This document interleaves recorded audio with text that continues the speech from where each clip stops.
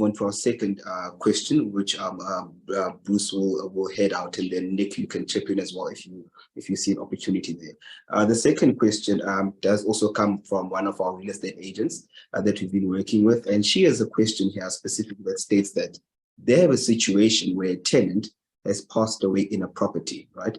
He was living alone, that's the tenant, and his family then discovered the body, right, the previous day.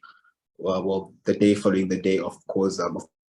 So the question then comes from the estate agent, and the question is, do we have the right to know how he passed away so that they can inform the owner? So maybe Bruce, just dive in there and tell us what rights sort of come into place, who will be able to need, maybe they need to know type of legislation thereon.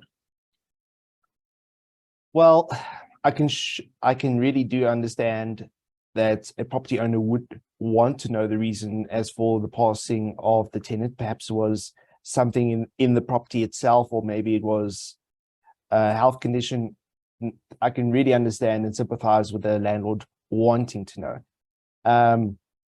As for the legislative provisions and what can a landlord do, generally speaking, the landlord does not have the right to that particular information. That being said, there are always exceptions, but first there's a practical solution.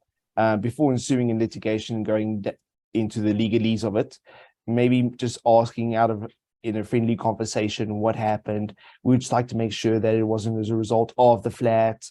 The landlord just wants to improve things. That way you can get that information, but bear in mind that this sort of information is often not at hand of the survivors, and typically only gets found out later and often is not disclosed.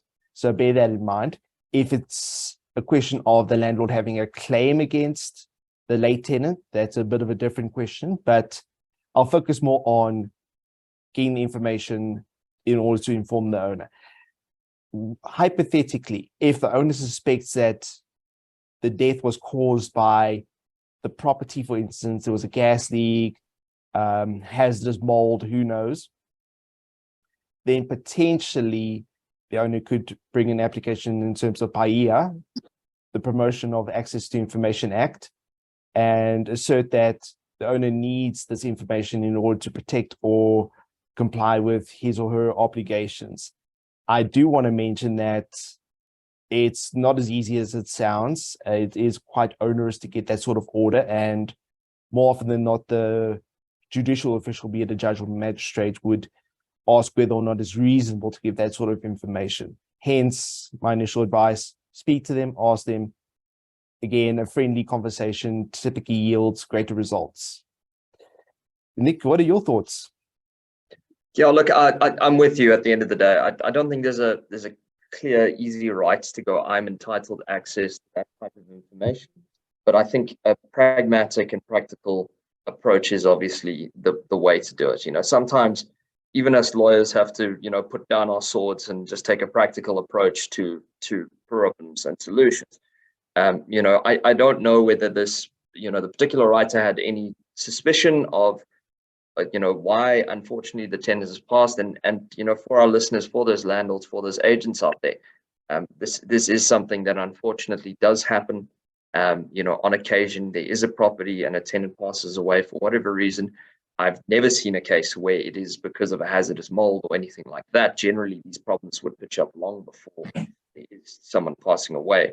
So I don't know if there's a suspicion. I doubt it very much. I think it's probably just part of life, and in the circumstances, as I say, a pragmatic approach. Speak to whoever, speak to the family members, and see if you can find out any information about the circumstance. And I couldn't agree with you more, Bruce, in the sense that sometimes even the family members are waiting on information, what happened in the circumstances, for a long time, but perhaps even longer than the landlord is going to take, and especially as a landlord, you want to put someone else in your premises. So I don't think a landlord's going to sit and wait for autopsy reports of the circumstances.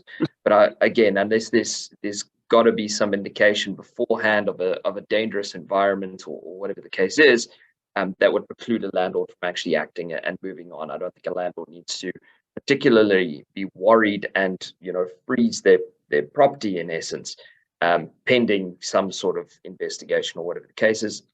I don't think that is the case in 99% of the cases.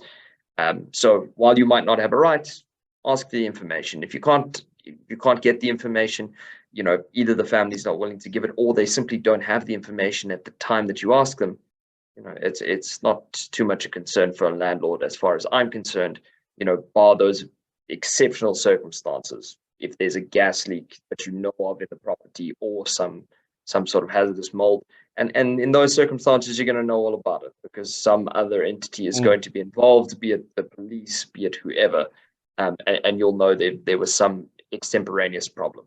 But otherwise, try to be pragmatic, and see if you can go that way. 100%, Nick.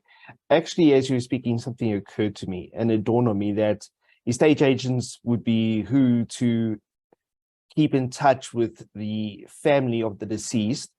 Potentially the landlord has a claim, or once the estate's been reported to the Master of the High Court, then because of that information has been obtained, it could facilitate that.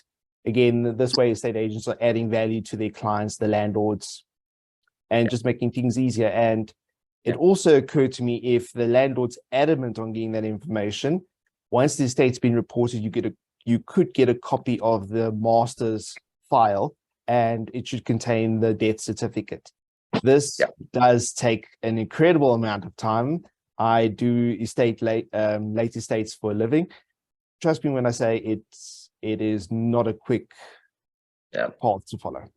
There you go. So they have it to our viewers. It's not very uncommon, and the information doesn't really necessarily, there's no obligation to disclose it to you. But the best thing to do is not to perhaps tamper with the scene or anything like that. Speak to the police, speak to the family members, see if somebody is willing to say something, and if not, depending on the sensitivity of the issue, perhaps wait for the right time and information might come to you. But that does cover both our questions for today. Thank you for our viewers for joining us once again today. Thank you, Nick, and to, of course, our special today, Bruce. And please, guys, for our viewers, keep giving us the questions, comment, like, and share, and subscribe to our channels. Thank you, guys, and see everybody again next week. Perfect. Thanks, guys. Thank you very much. Bye all. Cheers.